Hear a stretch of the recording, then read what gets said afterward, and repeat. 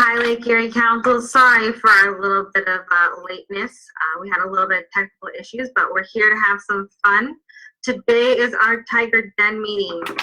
Sky is the limit, and that is what we're doing today. So Peggy is back with me today, which is always a great time. But we are going to do a little bit of astronomy today. So it's not quite dark yet, but we're going to talk about it and show you some fun things to do. And then maybe you'll have the opportunity to go outside and look at some stars tonight. So without any further hesitation, let's get started with our traditional opening with the pledge and the Scout oath and law.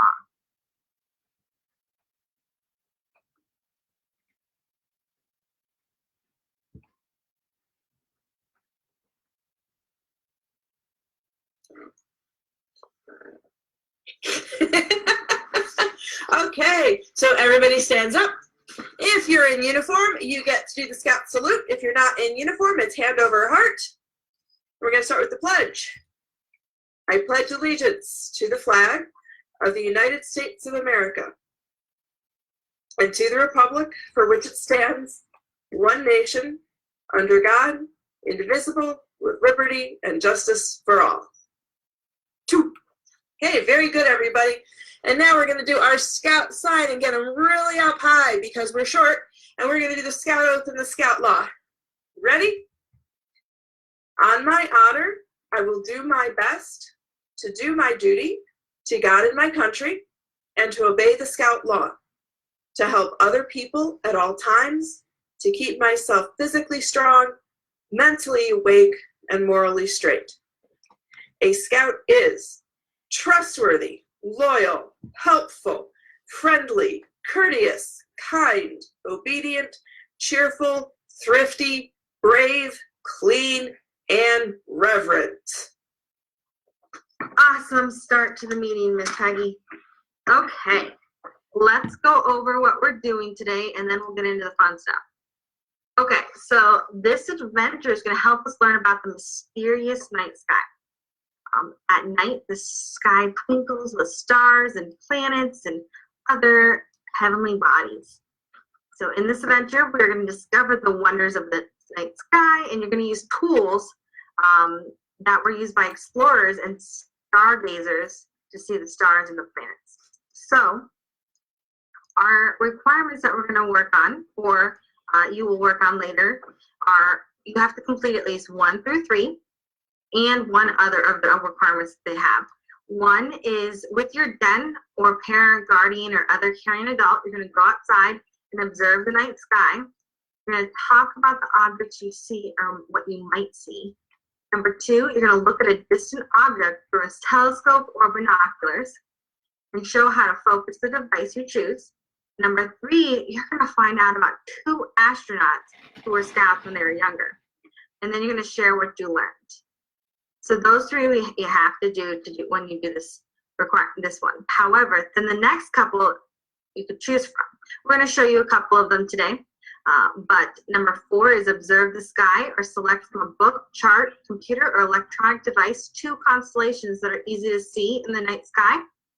And you're going to find out the names of the stars that make up the constellation and how it got its name. Then, or number 5, you're going to draw and name your own constellation. Number 6, you can make a homemade model of a constellation. Number 7, you could find out about 2 different jobs related to astronomy. Number 8, you could go to a planetarium, an observatory, a science museum, when those open up again. So we are going to get started. Miss Peggy, you ready? Yep, I'm ready. Okay, let's get started with, I think we should talk about the night sky. A good idea. Let's start with that. Okay. What can we find in the night sky?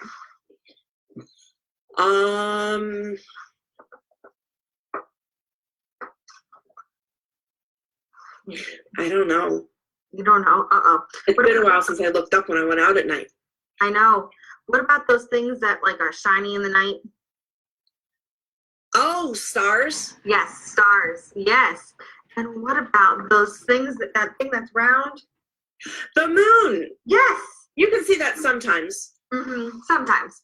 And then what about those really far away? We can't really see them that well, but sometimes they're bright and different colors. And we live on Earth, but there are other. You mean like Martians and aliens?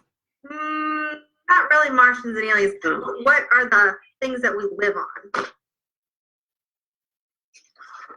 Houses? No. Gotta think bigger. Bigger. Planets. Yes, planets. That's awesome.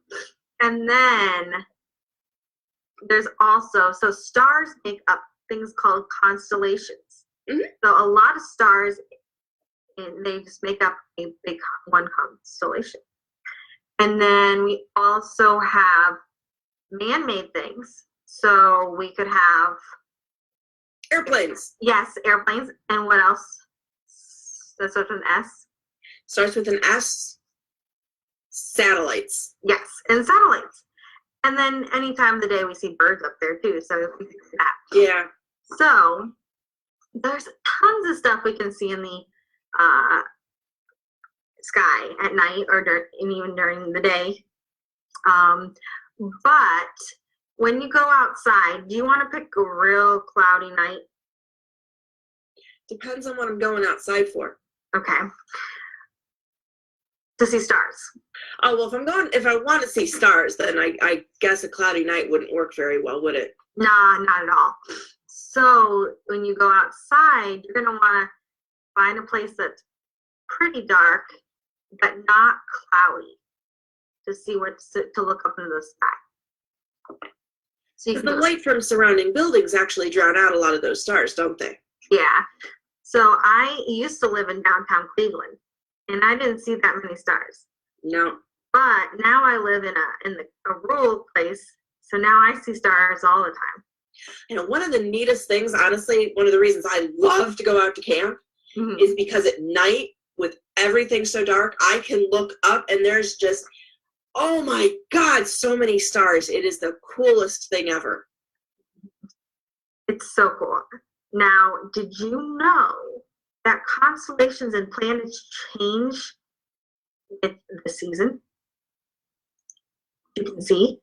Well, doesn't that have to do with the fact that the Earth travels around the sun?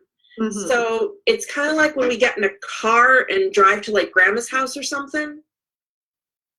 Because as we drive, the houses change. So I guess it would make sense that the constellations change too, because we're going to different places. Yeah, the Earth rotates and it turns, and it also tilts back and forth. So this is what makes the night sky different in each season. So you are right on the right path. Awesome. So, okay, so if the stars change by the season, yes. Why doesn't the moon really change? I mean, it goes through different phases, but we never, like, I know that there's some constellations we don't see for like 6 months, but that doesn't happen with the moon. Mm-mm. So why is the moon always there? I don't know, Miss Peggy, do you know? Well, if I knew, I wouldn't be asking you. I'm sure we can figure it out, though. Let's see. I don't know. Could it be because the moon goes around us? That might be it. I bet that's it. Man. You're smart, Miss Peggy.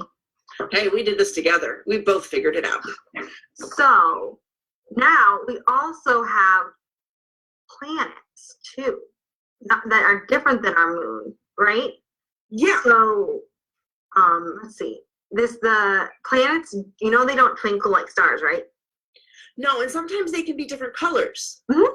Because I know that Mars is called the red planet because it shows up as a red star. Yes, that's correct. Did you know that Jupiter shows up as a color too? Oh, what color does Jupiter show up as? Yellow. Yellow? Bright yellow. And didn't Venus used to be called the morning star because it would be in the sky in the morning? Mm-hmm. Because I know the Mayans really liked Venus. Yeah, it's white and very bright, and you can always see when you can see it right after sunset or right before sunset near the horizon. So that's probably why. And then you do know it's hard to see Mercury because why do you think it's hard to see Mercury? Wasn't Mercury the one closest to the sun? Mm-hmm. And isn't it the tiniest one? Right. Maybe right. It changes all the time. Well, I know we kicked Pluto out of the star system. I still disagree with that maneuver. Because I thought Mars was one, or I thought Mercury was one of the smallest. Might be. But I know it was named for the god Mercury. Okay, so. Because that was like the speediest god there was. So Mercury is the smallest planet in regards to both mass and volume. Oh, cool. It's this tiny, is nearly 20 times less massive than Earth. Wow. That's tiny. Yeah. So it's the wonders of Google, right? Yeah. So, and then Saturn is also yellow, but it's not quite as blue. Is Saturn the one with all the rings? Yep. You are right. So, the word for planet comes from the ancient Greek word, I'm going to say that's probably wrong, but asteris planetae, something like that. Didn't it mean like traveler or something? Wandering stars. Hey. Close. The Greek, yeah. I remember some stuff from when I was a kid. I know. When the dinosaurs were roamed the earth. The Greeks knew thousands of years ago that planets slowly move from across the sky over time. So if you look at the planets often, you may notice that they change their positions in the sky a little bit every day. So that's kind of cool.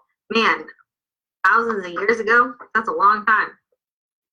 Now, okay, you gotta think. You know how people talked about that star in the sky that is really bright that travelers and sailors used? You know the North Star. Yes, the North Star. Because it points north, right? So that's what sailors and travelers used for hundreds of years to find their way both on land and sea. Because isn't the North Star kind of over the North Pole? So no matter where we are, it stays the same? Yeah, so it's a pretty neat trick, right? You just find the North Star and you know which direction you're going. So, gotta remember that one, right? It's kind of a dim star and not actually that bright, but it's easier to pick out. But it's part of a big constellation, though, right? It sure is. Do you know which one it is? Well, I know it's actually kind of part of a couple constellations because it's part of Ursa Major? Or is it Ursa Minor? Because there's the Big Bear and the Little Bear. And inside the Big Bear and the Little Bear is the Big Dipper and the Little Dipper. And they kind of mirror each other. But I don't remember which one's which. I don't know, but if you think about the Little Dipper and the Big Dipper, and you think, okay, you go to the end of the handle of the Little Dipper, that's where it is. What's on the handle of the Little Dipper? Yes. Okay. Let's see. I actually have a picture. Well, let me see if I can share this. I was going to say, do you have a picture that we can look at? I do. Give me 1 second.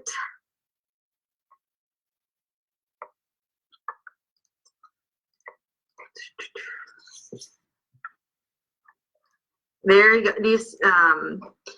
It's right there, and it is pretty cool. So you can see the Big Dipper up here, and then the Little Dipper over here. But why do we call it dippers? Because those don't look. What is a dipper? That I don't know. You know, where they get this. It's like a ladle. Oh, a ladle.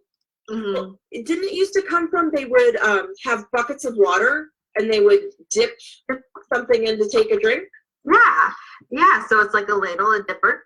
Yeah, and the Big Dipper, doesn't the Big Dipper like pour into the Little Dipper? or something like that. Yes, yeah, kind of like that. They kind of like, they're like this. Okay, cool. So yeah, so that's a pretty cool picture. Let me stop sharing that for now. Okay, so now that we've talked about that, now there's some really cool things. Have you ever seen a meteor shower? I think so. I've been out with a night with a lot of shooting stars. A lot Not of meteor shower, right? Yes. Mm-hmm. That's really cool. Because like you blink and they're gone. Yeah. I mean, by the time you go, hey, look, it's gone. It is. I wonder if any of our tigers or anybody watching has seen a meteor shower. Let us know in the comments below. Okay. So do you know what a meteor shower, they are made out of lights caused by bits of rock and dust. Okay. Some people call these falling stars. And that's where it gets its name from. Mm-hmm. That's cool. You know, they can last for several nights at a time. So not just one quick one. Wow. Mm-hmm. Now, so we talked about meteorites, and we talked about a lot of things that are not man-made. What about satellites? You know, there's satellites and airplanes. Okay. Do you need a telescope to see any of these, really? I don't know. I think it depends on what you're looking at. Yeah, it does. You can see it, you just can't see it close up. Okay. But a satellite looks like small dots of light moving in a steady path across the sky. Yeah, the satellites move. Stars don't move rapidly. Yeah, and airplanes have white lights on top and colored blinking lights underneath, so they're easy to spot. So those are two things you can see, and they're kind of man-made. Sometimes they're UFOs, unidentified flying objects. Gotcha. And if you're not watching fast enough, anything can be a UFO. Mm-hmm. I mean, if you don't know I'm throwing a pancake at you, that's an unidentified flying object. Yeah, you're right. Oh, we got some. Kim Vincent, she said, I don't know if it's her and her son or who it is, but they said they're learning so much. They love learning about the sky. It's so much fun.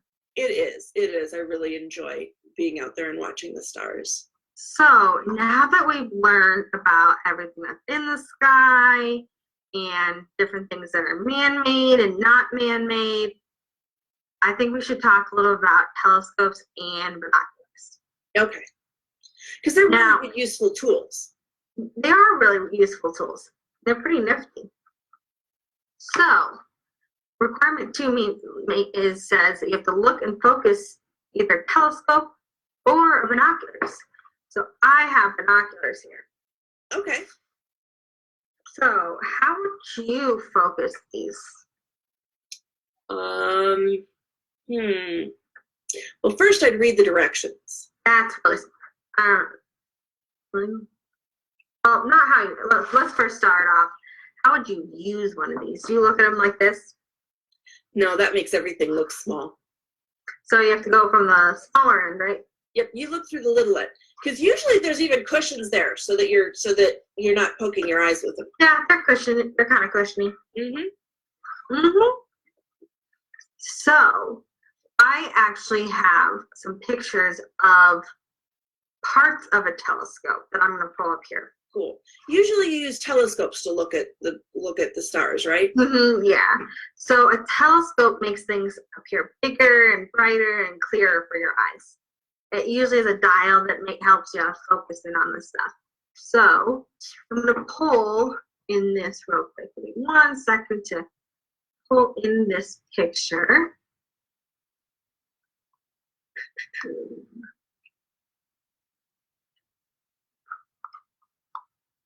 Just have to press the right button, right? Yep. Okay. So this is a picture of a telescope. Now it's all labeled, so you can see that there's a lens hood, there's a focusing tube, there's eyepieces. It's an eyepiece. It's only one place. There's the body. There's the knob bolt. You got the tripod that you put it on, and a diagonal mirror, and then you also have that. So when you're trying to figure out how far, how close, how see a little closer, you take that knob and you just twist it, and it focuses it in on that. So I also have 1 second. So binoculars and telescopes, they use to make stuff bigger and smaller, they use magnifying glass, right? Mm-hmm. So it's kind of similar to the lens on my camera. Yeah. And I know I have to be really careful with the lens on my camera. Extremely careful. I have to make sure that I always have actually I have my camera right here. I have to make sure I have the lens cap on it all the time. And I have to make sure I don't bang it around. Nope. So I imagine you have to take care of your binoculars and your telescope the same way. And be careful with that glass. Because if that glass breaks, I know my camera's kind of useless. It's toast. Yeah. So here is a binocular. So you can see the difference. It's not quite as large, and it sells quite a bit of pieces. It has the objective lens over here and the focusing mechanism right there. And then you have the focusing screw. So you move that along so you can focus it. And then the eyepiece lens and the rubber cups for your eyes, as you were saying earlier. And it folds in on itself. Just like this folds in. Oh, neat. Yeah. So that is kind of cool. And then I also have another image that you can see. That's the inner workings of the binoculars. This is kind of cool. You're gonna like it, Miss Peggy. Okay. You're gonna really like it. Okay. Because I imagine there has to be all sorts of complicated things inside of these. It is. This is not too much. It looks pretty simple, but it's a little complicated. Wait a minute. Where's the electronics? There isn't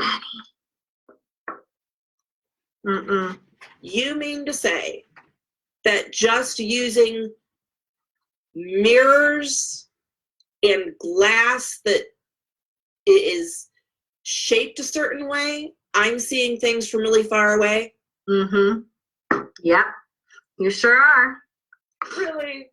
You can see the different reflections and the internal parts of it. So the stuff goes in through your objective lens, right? And then it hits, they're calling it a prism, but that's another piece of glass. Yeah. And then stuff gets reflected over, and then you're able to see it. That's crazy, right? Totally crazy. I mean, something so simple can make you see things like in the sky? Like in the sky, yeah. Far away. Oh, wow.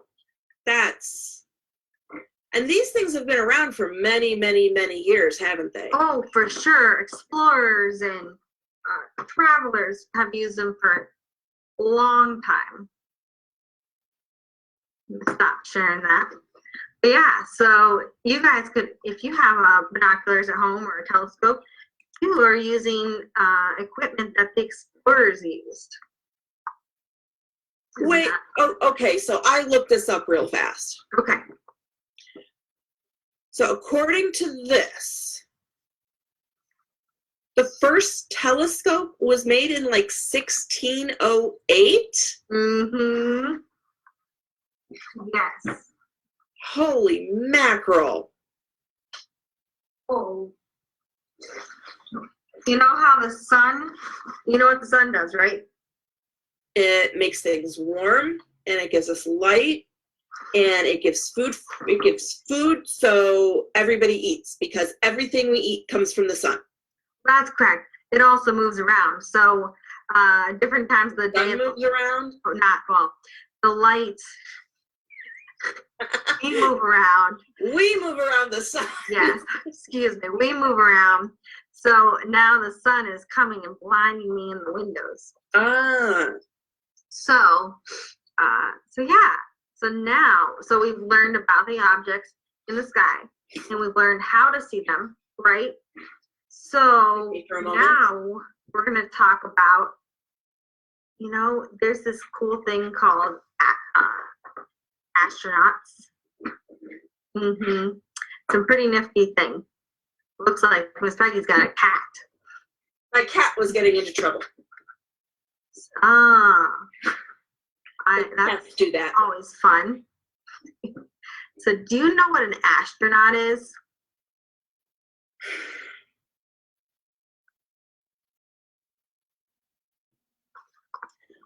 Aren't they somebody who travels to the sky? Yes. So an astronaut are men and women who study and train to go into space. That's cool. Pretty awesome, right? And most astronauts decide at a really young age that's what they want to do. They work hard and do well in school and stay focused on their dream of becoming an astronaut. And don't they need like a lot of math and science to do well? Tons of math and science. Wow. These guys must have really studied hard. Oh yeah, they had to study all the time. But did you know that many current and former NASA astronauts and pilots have been involved in the Scouting program?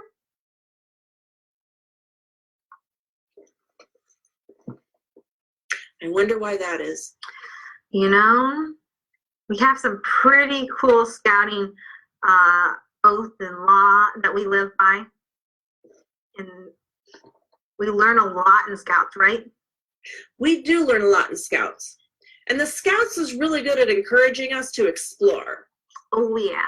So I guess it makes sense. Mm-hmm. And I guess if you're going to be an astronaut, you need to be trustworthy because, they're sending you to space. And I guess it's important to, why don't we ask the people watching?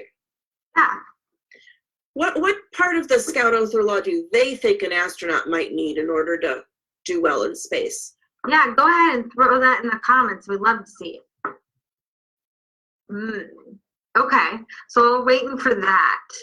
Let's see. Did you know that Neil Armstrong was the first man to walk on the moon in 1969? Wow. Was it a Scout? That's cool. And he was an Eagle Scout. Wow. Mm-hmm. And that 24 men traveled to the moon on 9 Apollo missions, and 20 of them were Scouts, and 11 of the 12 men who have walked on the moon were Scouts too. Wow, that's impressive. Huge.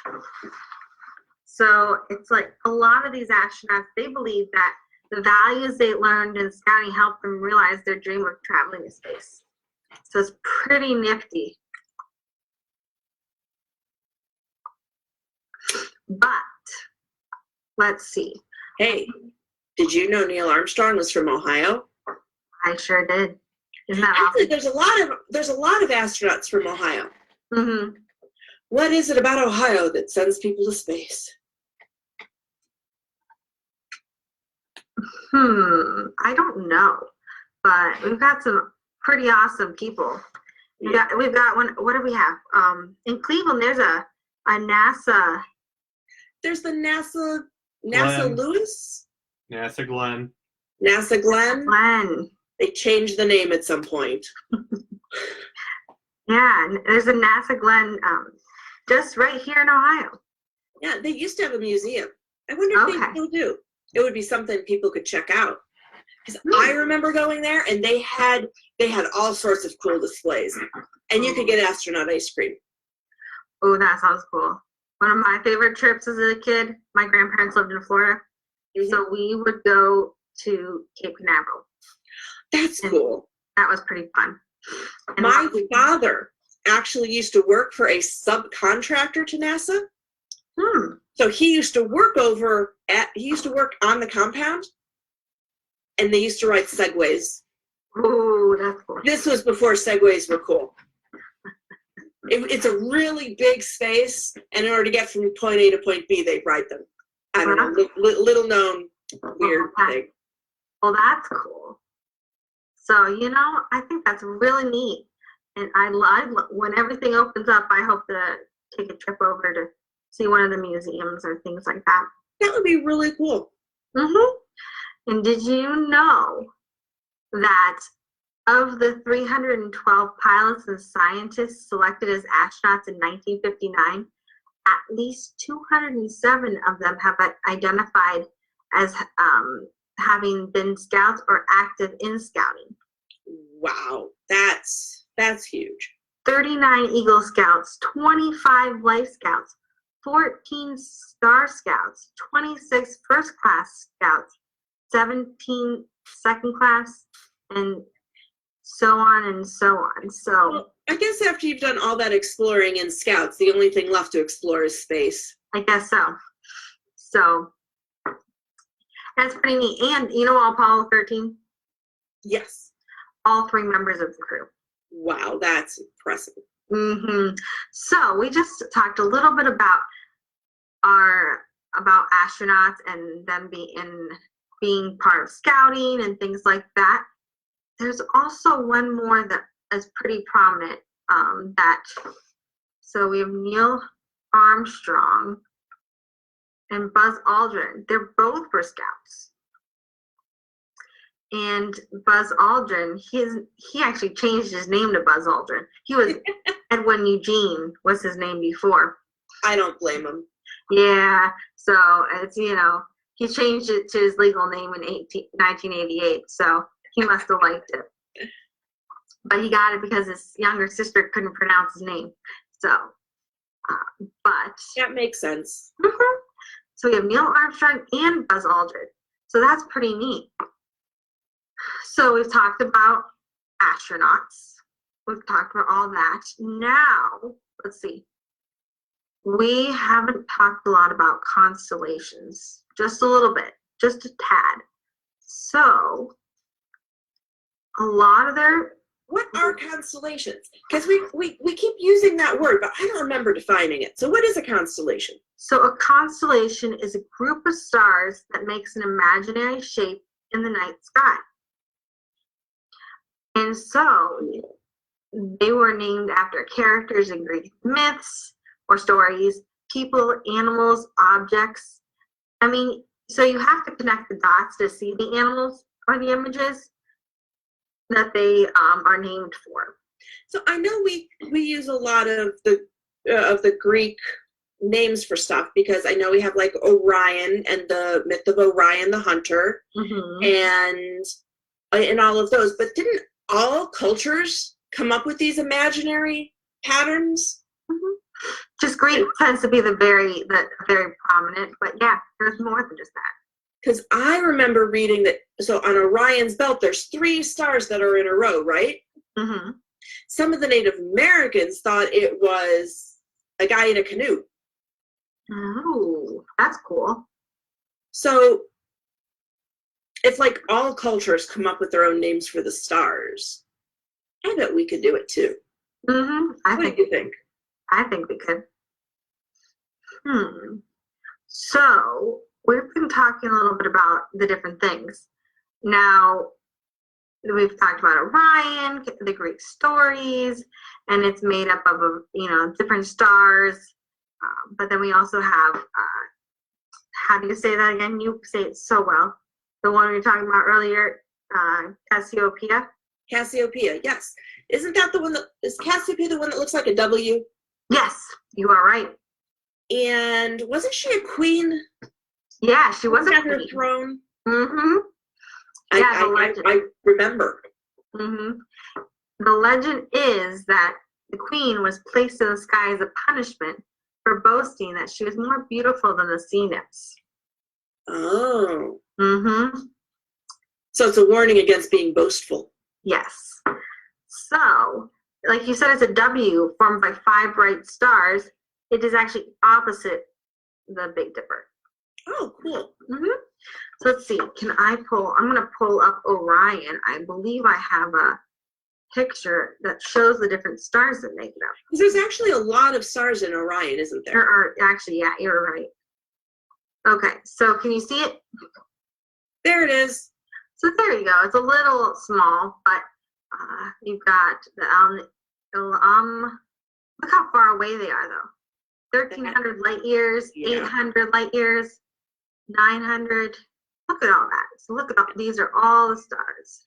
So I know usually when we look at Orion, we look for those 3 stars right next to each other in the belt. Right here. And then is it the knife that is then dangling from the belt? Those 4 stars? Yeah. Yep. And then usually when I find Orion, I can find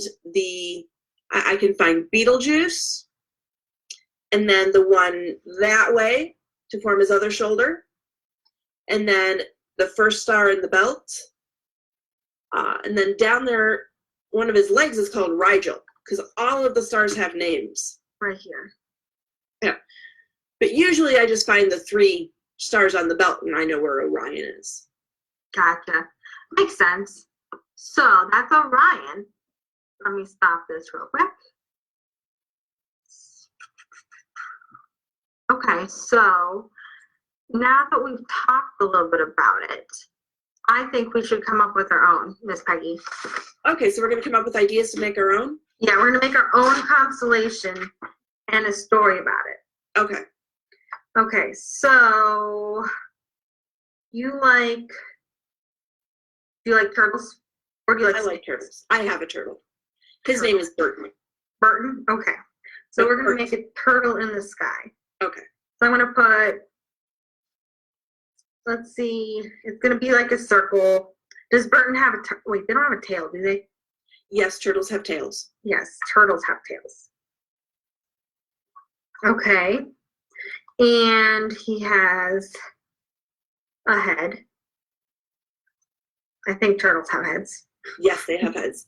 Although sometimes you don't see them because they pull them into their shell. Exactly. So now, what's our story? Why do we have a turtle in the sky? Because a giant hawk came and grabbed him and flew up to the stars. But Bert was a very strong turtle and he struggled and he got out of the hawk's claws. But unfortunately, because he was in space, he couldn't fall back to Earth and now he's stuck in the sky. Aw, man. Now look at my turtle. Nice. Doesn't look much like a turtle, does it? No, but once you connect the dots, it would. Mm-hmm. Yeah, so. And they're kind of abstract, right? Yep. So it's and there's probably a lot of different stars in it that you can't even see. So it's kind of like that. Yep. There we go. So it'd be awesome to see what kind of constellations you guys would create and post those up.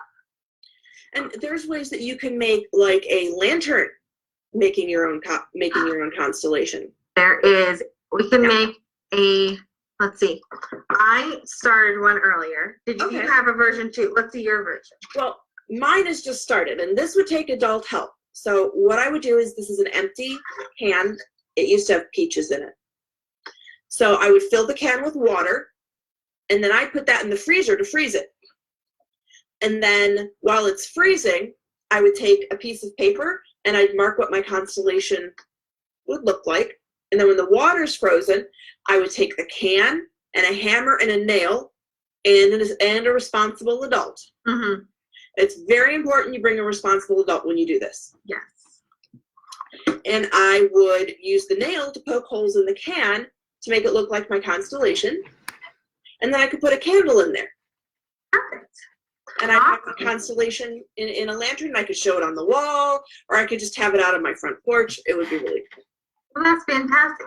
Mine, I didn't have a can, so I had some heavy-duty aluminum, or you could do a cake pan, but you got to be very careful and you want to wear at least some sort of glove because it can get sharp. I actually nicked myself earlier. And so then you take this and you get one just as tall. You're going to want a plastic container. You can do a peanut butter jar. It needs a wide enough hole that you can put a flashlight in it. Oh. So you're going to take your sized aluminum, you're going to put it on the table, and then you're going to take either a marker or something you're going to pre-draw on paper and then put it on the aluminum and then dot out the constellation. Okay. Then you're going to take something sharp, so make sure you have an adult. I actually had a thumbtack, so I took that and I poked holes into mine, just like that. And then I'm going to roll it up, and not roll it too much, but enough that it fits into my plastic here. Right. I'm going to go to a dark room, and I'm going to put my lid on it. Put a light in here, turn it on, put it into my, put this on, and then it should, in a dark room, you can see the constellations. Oh, that is cool. That is cool. That's fun. So we've made our own constellation. We've made a model of constellations. Now, the last thing we're going to do today, before we finish up, is we're going to talk about careers that are related to astronomy. Okay. So what careers do you think are related to astronomy?